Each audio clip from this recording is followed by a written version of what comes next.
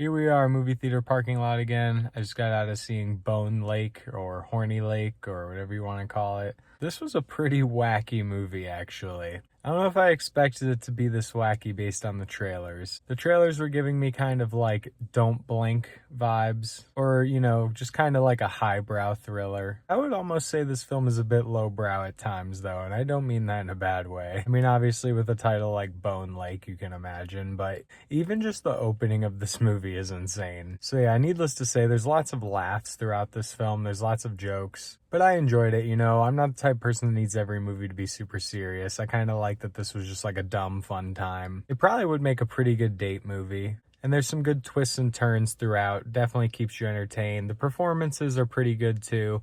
They're entirely serviceable. There wasn't like a really huge standout role here, but everyone did a good job.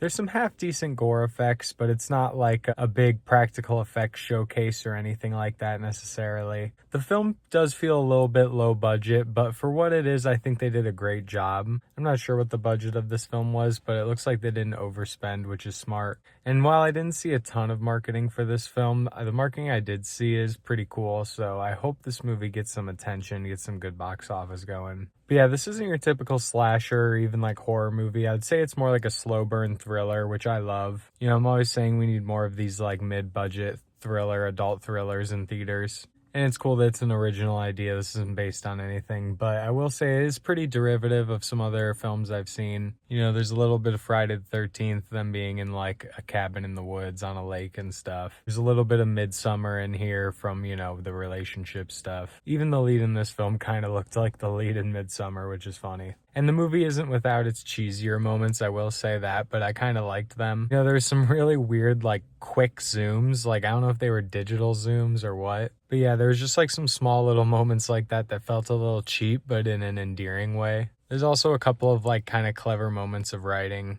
And I have to give this movie props because it's pretty fucked up. Like, it gets pretty twisted. But, I come to the movie theater to see some fucked up shit, so it delivered in that department. The film was paced pretty well. It had a couple of moments where I was like, all right, let's speed this along. But the movie's really only like 94 minutes long, so, it didn't stick around too long for you to get tired of it, which is good. There's some good moments in here, too, where they kind of, like, allude to things that might have happened, but you're not sure as an audience member, and it kind of, like, keeps you guessing. Like, you don't really know who to trust, and there's the character in the film that says that same line, I don't know who to trust, so it's kind of putting you in the character's shoes in a cool way. I thought it was cool that they could kind of do a moment where you're not sure what character is lying and what character isn't, but you're also, like, not confused.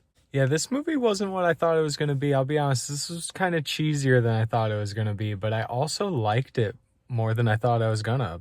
That might be kind of confusing. I like bad movies. I like this kind of like cheesy thriller. Just from the script, I get the vibe that this movie could have came out in the 80s or 90s potentially. It would have fit in with like a handful of horror films we got back then. Like this is the type of film that would go on to be released by like Scream Factory or some boutique label because it's like a weird, gross horror movie. I gotta say, as a fan of slashers, I could have used some more kills, but I get why they didn't do that. Then it would have been a totally different movie. It would have turned into like Friday the 13th or Sleepaway Camp or something like that, which I like, but that's just not what this movie is. The film kind of talks about a lot of relationship stuff and deals with a lot of like relationship dramas and stuff like that, and it's pretty interesting. I don't think the film makes like a really grand point or statement at any point really, but I definitely see what they were going for. I was on board for it, So yeah, all in all, I really don't have too many complaints. Even though it wasn't a perfect movie, I was like totally entertained throughout. There's a few moments where I was surprised, and I think there's some interesting concepts at play here. So yeah, on my like personal scale